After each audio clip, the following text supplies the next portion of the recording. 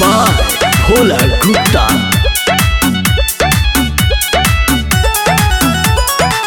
काहे धनी मन बैठल बाड़ू मारी के, हाथ से धैले बाड़ू अपना कपार के। अच्छा तो का करी?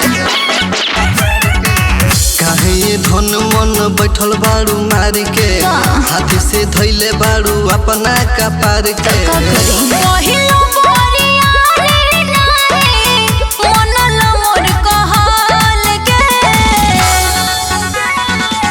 दर्द के दवहिया सैया लदी मेडिकल से, दर्द के दवहिया सैया लदी मेडिकल से।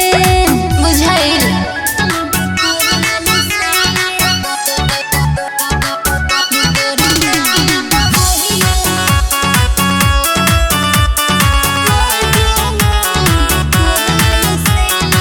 बानीजी कैसन मरद बुझी नाही दर्द, मजा में सजानू हमरा के दे दे हनी।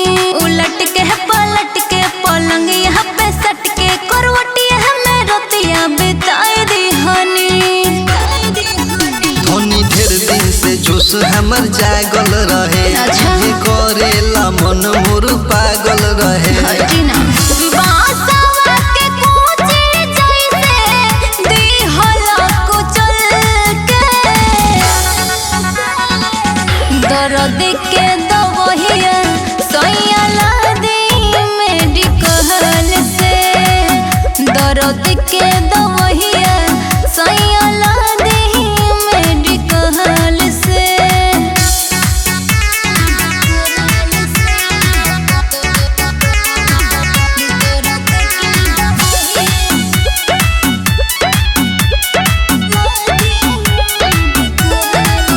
हम हई सुकवारी कह मोहन प्यारी, आना सामने दस बिगाड़ दिहनी। उठा के सुता के गोदी में हम बैठा के जवानी के पानी उतार देहनी। तोहर नैहर के कोमल शरीर रहू, अच्छा। पवन गोलू के इहे फिकीर बड़ुए।